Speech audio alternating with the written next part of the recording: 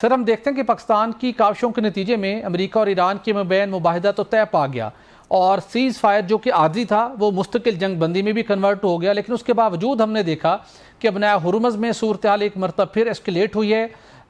Iran की तरफ से कुछ ड्रोन फायर किए गए जिसके नतीजे में अमेरिका ने बताया कि उन्होंने भी ईरान के साहिल पर जो तनसीबात थी उनको निशाना बनाया है। काफ़ी क्रिटिकल सिचुएशन बन गई है। तो जब ये मुआहिदा तय पा चुका है, डेफिनेटली इसकी SOPs भी तय पाई होंगी, तो ये क्यों वाकया पेश आया जिसके नतीजे में ईरान को ड्रोन फायर करना पड़ा और अमेरिका को जवाबी हमले करना पड़े?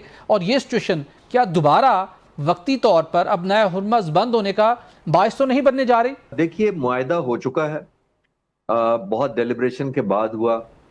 ईरान की सबसे ज्यादा एक न्यू फाउंड लीवरेज है स्टेट ऑफ हॉर्मुज़, जो उसको जाहिर है क्लेम किया उसने 45 सालों से मैं बंद कर दूंगा, लेकिन कभी किया नहीं, उसको मैनिफेस्ट नहीं किया जी।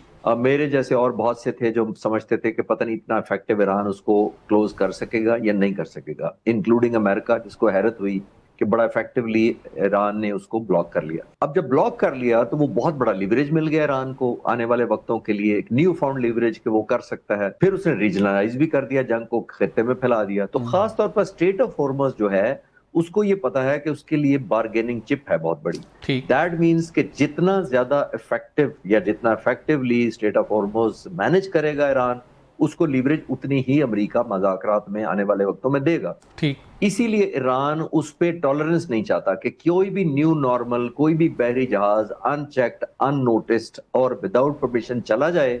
अगर वो जाना शुरू हो गए तो इसकी लीवरेज खत्म हो जाएगी। इसीलिए उसको एक प्रोहिबिटिव कॉस्ट, एक वार्निंग देता है ताकि आने वाले जहाजों के अंदर डिटरेंस हो, शिपिंग लाइन को खौफ हो कि वो ईरान की इजाजत के बगैर नहीं गुजर रहे। तो मैं इसको अनयूजुअल नहीं देख रहा, ये ईरान की पीस की तरफ जाने की एक स्ट्रेटजी मैं समझ रहा हूँ, जिसको वो मैनिफेस्ट करना चाहता है ताकि उसका लीवरेज ना कहीं हाथ से निकले। ठीक, तो आपकी नज़र में इन हालात में, इस एक्टिविटी के दौरान अब नया हुरमज़ का दोबारा बंद होने का कोई खतरा नहीं है, ऐसा ही है सर? जी भट्टी साहब, लेकिन इसके अंदर एक क्वेश्चन भी है। इसके अंदर क्वेश्चन ये है कि नेतन्याहू का जो पीस होना है इस एरिया में, खास तौर पर ईरान के अमेरिका के साथ, बिल्कुल वो एग्जिस्टेशनल थ्रेट है। ठीक, यानी उसके लिए पीस अनईजी नहीं है, उसके लिए खतरनाक है, उसके सुइसाइडल है, क्योंकि उसको पता है कि अगर यहाँ पे अमन हो गया तो अक्टूबर में उसको इलेक्शन कराने पड़ेंगे। अगर अक्टूबर में इलेक्शन हो गए, चांसेस है वो हार जाएगा, क्योंकि उसने अब तक इजरायलियों को ये बताने की नाकाम कोशिश की है कि मैंने अब इजराइल को सेफ कर दिया। अब वो सेफ नहीं हुआ, इजराइल सेफ होना होता तो फिर जाहिर है पीस। तो वो शो स्पॉइलर के तौर पे अभी भी एक्ट कर रहा है। इजराइल की अभी भी कोशिश है कि लेबनान पर हमले बंद ना किए जाएं, क्योंकि उसको पता है कि ईरान की बहुत सेंसिटिविटी है, और उसको ये भी पता है कि एग्रीमेंट के अंदर जो MOU हुआ है, पहले पैराग्राफ में 3 जगह लेबनान का जिक्र है, जिसका मतलब ये है कि ईरान की सेंसिटिविटी है।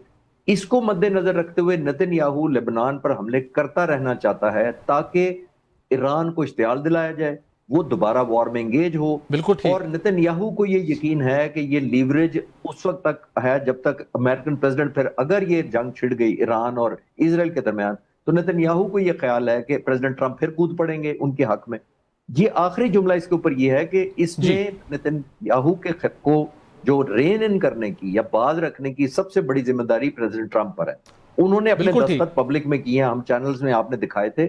अब उन पर डिपेंडेंट है कि वो मैनिफेस्ट कर पाते हैं अपने एग्रीमेंट को या नहीं कर पाते। बिल्कुल। प्रेसिडेंट ट्रंप रिएक्शनरी ना हो, यानी जब भी कोई वो हमला होता है वो उसको मना कर देते हैं, हमला होता है उसको बुरा भला कह देते हैं। उनको कहें कि अगर ये तुमने अब किया तो मैं नहीं आऊंगा, और अगर जंग लगी तो मैं तुम्हारे साथ नहीं खड़ा हूंगा, तो तब शायद रोका जा सकता है। बिल्कुल ठीक, बिल्कुल दुरुस्त कहा आपने। लेकिन सर, एक तरफ देखते हैं जो ईरान इकदाम कर रहे हैं अपने हुरमज़ से मुतल्लिक, और उसके साथ ओमान ने भी इशारा दिया है, जिससे लग ये रहा है कि ईरान और ओमान न सिर्फ यहाँ से जो ट्रैफिक है उसको मॉनिटर करना चाह रहे हैं, बल्कि आने वाले दिनों में वो कोई फीस या टोल भी वसूल करने का प्लान कर रहे हैं।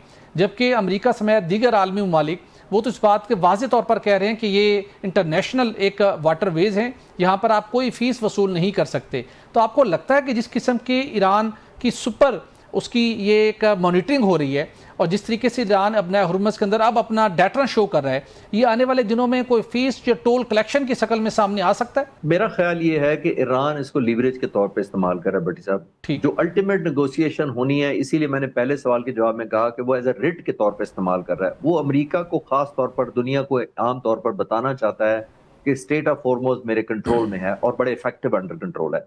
जितना ईरान मैनिफेस्ट करेगा उतना ही बार्गेनिंग उसको बेहतर मिलेगी। ओके। ये देखिए, इंटरनेशनल लॉ और फ्रीडम ऑफ नेविगेशन के तहत दुनिया के जितने कवानीन हैं उसमें कोई भी इस तरह का जो पैसेज है उसको ब्लॉक या टैक्स नहीं किया जा सकता। बिल्कुल जंग ठीक। में तो ब्लॉक किया, वो तो ठीक है, टैक्स भी किया, लेकिन लॉन्ग टर्म नहीं किया जा सकता। इस तरह मलाका में है, एक स्टेट ऑफ मलाका है, वो कहेंगे ये इंडोनेशिया के पास है, वो कहेगा हमने भी टैक्स लेना है। फिर बाबुल मंदब है सऊदी अरब के दूसरी तरफ, वो कहेगा हमने लेना है। सिर्फ एक सुएज कनाल है, अमेरिकन सपोर्ट से उसको किया गया था, लेकिन वो मैन मेड रास्ता है, ठीक। वो नेचुरल एक पैसेज नहीं था जिसे ओके। इजिप्ट टैक्स लेता है। तो एक वाहिद एग्जाम्पल वो है। बिल्कुल ठीक। सर एक लास्ट जानना चाहूंगा, इस सारे सिनेरियो के अंदर हमने देखा गुज़श्ता साल 2025 में जब इजराइल ने ईरान पर अटैक किया, और या आज इस मरतबा जो अमेरिका ने ये सिलसिला शुरू किया और इजराइल भी उसके अंदर शरीक था, तो इसके अंदर ईरान की फ़ज़ाइया हमें कहीं उस तरीके से अपना रोल प्ले करते हुए दिखाई नहीं दी, जिस पे माजी के अंदर आपने बहुत तफसील के साथ बात की है कि गुज़श्ता लास्ट कई डेकेड्स में ईरान अपनी एयरफोर्स को उस तरीके से डेवलप नहीं कर सका। अब ईरान पर पाबंदियाँ ख़त्म हो रही हैं, उसके मुंजमदा असास से बहाल हो रहे हैं, उसका तेल बिक सकेगा, उसकी आमदन में बेहतरी होगी, तो ईरान डेफिनेटली अपनी फ़ज़ाइया को बेहतर करने की तरफ अपना सफ़र शुरू करेगा। क्या पाकिस्तान और ईरान के मबैन इस वक्त जो एक बेहतरीन बायलैटरल रिलेशन चल रहे हैं, और आप खुद भी इस हवाले से आपकी बड़ी एक्सपर्टीज़ हैं, क्या आने वाले दिनों में पाकिस्तान और ईरान के मबैन उनकी ईरान की एयरफोर्स को डेवलप करने के हवाले से, अपग्रेड करने के हवाले से कोई ताउन आपको दिखाई दे रहे? देखिए, वैक्यूम तो बहुत है, इसमें तो कोई शक नहीं है कि ईरान की एयरफोर्स के पास फैंटम F4 जहाज, F14 जहाज शाह ऑफ ईरान के जमाने के थे, ऑलमोस्ट 55-60 साल पुराने जहाज थे जब ये इंडक्ट किए गए थे। और ऑन टॉप ऑफ दैट दोनों अमेरिकन थे, ऑन टॉप ऑफ दैट उसके स्पेयर पार्ट्स बंद हो गए तो अमेरिका ने तो ज़ाहिर मेंटेन भी नहीं किए, तो बड़ी मुश्किल से सर्वाइव कर रहे थे। उसकी एक लॉन्ग अलहदा प्रोग्राम हो सकता है कि वो क्यों सस्टेन नहीं कर पाए और इन्होंने क्यों एयरफोर्स पे ज्यादा इन्वेस्ट नहीं किया। मैं क्विकली आपको व्यूअर्स को बता देता हूँ कि ईरान को पता था कि एयरफोर्स मेरी अड्डे वगैरह तबाह कर दिए जाएंगे, एयरफोर्स सस्टेन नहीं कर पाएगी, इसराइल जो नियरेस्ट है उस पर उसने हमला करना है, वो मुझे इराक, जॉर्डन, सीरिया में से कोई गुजरने नहीं देगा क्योंकि उनके एयर डिफेंस मोस्टली अब प्रो अमेरिकन है।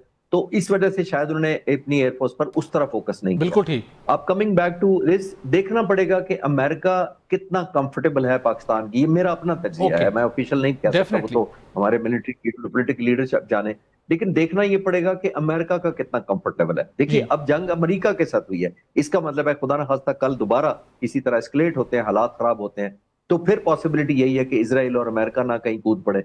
तो अमेरिका का कंफर्ट देखना पड़ेगा कि वो पाकिस्तान के साथ कितना एक्सटेंड करता है एक रिलैक्सेशन, कि हम उनकी मिलिट्री को रिवाइव करें, उनकी एयरफोर्स को डेवलप करें या कंट्रीब्यूट कर सकें, तो उस पर डिपेंडेंट होगा। क्योंकि इस वक्त हम ये नहीं चाहेंगे कि, जाहिर है as a student of strategy मैं कहूंगा कि ईरान से गुडविल करते करते अमेरिका से हम इस हद तक खराब कर लें ताल्लुकात। हमने बड़ा डिस्क्रीट बैलेंस किया है, बड़ी कामयाबी से किया है, तो आई थिंक हमें वो देखना पड़ेगा कि इन ऑर्डर ऑफ प्रेफरेंस जो है, बिल्कुल ठीक, at the cost of one हम दूसरी चीज तो नहीं कर रहे।